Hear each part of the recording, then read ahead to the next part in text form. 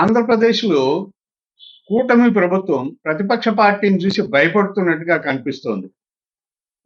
ప్రతిపక్షానికి చెందిన social media కార్యకర్తల దగ్గర నుంచి రాష్ట్ర స్థాయి నాయకుల వరకు ప్రతి ఒక్కరిని కూడా కేసులు పెట్టి అరెస్టులు చేస్తోంది. దీన్ని బట్టి చూస్తే కూటమికి ప్రతిపక్ష వైఎస్ఆర్ కాంగ్రెస్ పార్టీ పట్ల భయం ఏదో ఉంది. అభద్రతా భావంలో ఈ ప్రభుత్వం ఉంది అనేది కనిపిస్తోంది. నిన్న ఆ, వైఎస్ఆర్ కాంగ్రెస్ పార్టీ అధికార ప్రతినిధి అనుకుంటా కారుమూరి వెంకటరెడ్డిని అరెస్ట్ చేశారు హైదరాబాద్ లో. ఆ మదనపల్లి పోలీసులు వచ్చి అరెస్ట్ చేశారండి. అంటే తెల్లవారుజామున తెల్లవారంగానే 7:00కల్లా ఇంటికి వెళ్ళిపోయి, హైదరాబాద్ లో అతని ఇంటికి వెళ్ళిపోయి అరెస్ట్ చేసి తీసుకెళ్లారు. ఎందుకు అరెస్ట్ చేసి తీసుకెళ్లారు అంటే ఆయన మీద ఎవరు కేసు పెట్టారు తెలుగుదేశం నాయకుడు. దాన్ని బట్టి అరెస్ట్ చేశారు.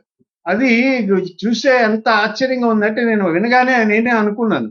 అంటే కేసు పెట్టగానే ఒక పోలీస్ స్టేషన్కి వెళ్ళి ఒక మనిషి ఫిర్యాదు ఇవ్వగానే ఇంకో వ్యక్తి మీద ఆ వ్యక్తిని వెంటనే అరెస్ట్ చేసేస్తారా? కనీసం ఆ ఫిర్యాదులో ఏముంది, దాంట్లో నిజానిజాలు ఎంత, ఆ ఫిర్యాదులో చేసిన ఆరోపణలు ఎంతవరకు కరెక్ట్ అనే కనీసమైనటువంటి విచారణ కూడా చేయరా? చేయకుండా వెంటనే అరెస్ట్ చేసేస్తారా అనిపించింది నాకు. సరిగ్గా ఇదే మాట జడ్జి గారు మాట్లాడడం జరిగింది.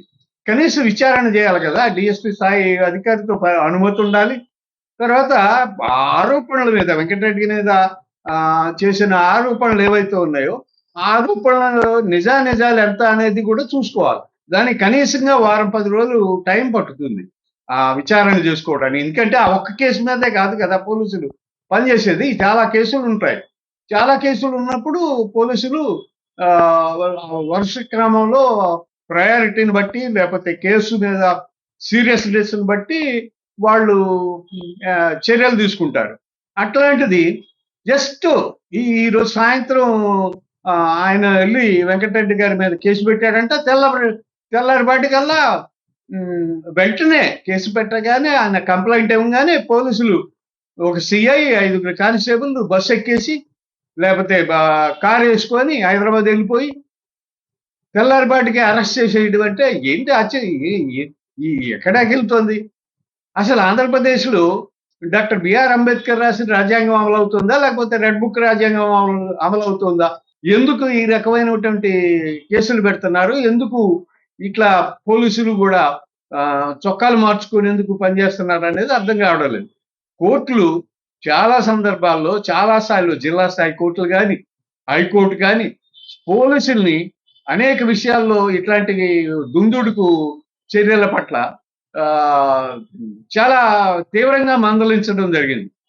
అయినా కానీ పోలీసులు తీరు మార్చుకోవడం లేదు. ఇష్టం వచ్చినట్టుగా ఎవరి మీద పడితే వాళ్ళ మీద కేసులు పెట్టడం, కేసులు పెట్టగానే అరెస్టులు చేయడం, జైలుకి పంపించేయడం. ఏంటిది? ఎక్కడున్నాం మనం? ప్రజాస్వామ్యంలో ఉన్నాడు. అంటే ఇప్పుడు కారుమూరి వెంకటరెడ్డి అతని వీడియోలు నేను కూడా చూస్తూ ఉంటాను అప్పుడప్పుడు. ఆయన ఎక్కడ కూడా పరుష పదజాలం కానీ ఒక ఇది కానీ అభ్యంతరకరమైనటువంటి మాటలు కానీ మాట్లాడరు. ఆయన ఒక సాక్ష్యాధారాలతో కలిపి కొన్ని ప్రశ్నలు లేవనెత్తుతాడు. ఆయన దగ్గర చాలా సమాచారం ఉంటుంది. ప్రభుత్వం నుంచే, అధికారుల నుంచే సమాచారం తీసుకుంటారు, వెబ్సైట్ల నుంచి తీసుకుంటారు, ప్రభుత్వ వెబ్సైట్ల నుంచి. సో దాని మీద ఆయన ప్రశ్నలు ఇస్తాడు. అందులో అభ్యంతరం చెప్పాల్సిన పని ఉంది? అభ్యంతరకరమైన ఏముంది? ప్రభుత్వానికి లేకపోతే వేరే వ్యక్తుల మనోభావాలు దెబ్బతినే అంటే ఏముంటుంది? ప్రభుత్వం ఎక్కడ తప్పు చేస్తుందో ఆయన ఏలెత్తి చూపుతాడు, దాన్ని విమర్శిస్తాడు, దాన్ని ఆధారాలతో సహా చూపిస్తాడు. అంటే ప్రభుత్వాన్ని, ఆంధ్రప్రదేశ్లో ప్రభుత్వాన్ని విమర్శించకూడదా? విమర్శించే ప్రజాస్వామ్యం ఇక్కడ లేదా?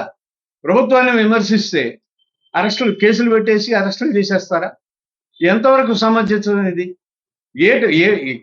ఎటువైపు నడుస్తుందా? మనం ప్రజాస్వామ్యంలోనే ఉన్నావా? ప్రజాస్వామ్యమే అమలవుతుందా? లేకపోతే ఇంకేదన్నా కొత్త స్వామ్యం ఒకటి వచ్చిందా? పాలకులు ఇంత ఇదిగా కూటమి నాయకులు ఎందుకు పోలీసులతోటి ఇట్లాంటి పనులు చేపిస్తున్నారు? పోలీసులను ఎందుకు పార్టీ కార్యకర్తలాగా వాడుకుంటున్నారు? చాలా విచిత్రంగా ఉంది. అరెస్టులు అనేటువంటి చూస్తుంటే గత 16 నెలలుగా 17 నెలలుగా ఈ ప్రభుత్వం తీసుకుంటున్న చర్యలు, కేసులు పెట్టడాలు, లేని కేసులు తీసుకురావటం. లిక్కర్ కేసు అయితే గతంలో ప్రభుత్వమే లెక్కరమ్మింది. ప్రభుత్వమే లెక్కరమ్మింది. ప్రభుత్వమే లెక్కరమ్మితే దాంట్లో ముడుపులు ఎట్లా వస్తాయి? దాంట్లో అవినీతి ఎలా జరుగుతుంది? ఇప్పుడు ప్రైవేట్ వాళ్ళకి ఇచ్చారు కదా! ఈ ప్రైవేట్ వాళ్ళకి ఇచ్చే దాంట్లో ముడుపులు వస్తాయి కదా! అవుట్‌లెట్స్, వైన్ షాపులు కేటాయింపుల్లో, ప్రైవేట్ వాళ్ళ కేటాయింపుల్లో అక్కడ ముడుపులు తీసుకునే అవకాశం ఉంది గానీ, ప్రభుత్వమే వైన్ షాపులు నడిపిస్తూ ఉంటే దాంట్లో ముడుపులు ఎట్లా వస్తాయి?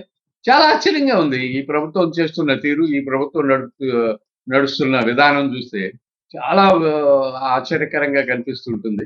మరి ఎందుకని ఇట్లా ఎళ్తుంది ఈ కూటమి ప్రభుత్వం? నిజంగా మొన్న యనమల రామకృష్ణుడు గారు అన్నట్టు వైఎస్ఆర్ కాంగ్రెస్ పార్టీ ఊదితే పడిపోయే పరిస్థితిలో ఉందా కూటమి ప్రభుత్వం? ఆలోచించుకోవాలి. ఇలా తప్పుడు కేసులు పెట్టేసి అయిన దానికి కాని దానికి రాజకీయ నాయకుల్ని, కార్యకర్తల్ని అరెస్టులు చేసి జైలుకి పంపించడం అనేది మంచి పద్ధతి కాదు. ఇప్పటికైనా వీళ్ళు మానుకుంటే మంచిది.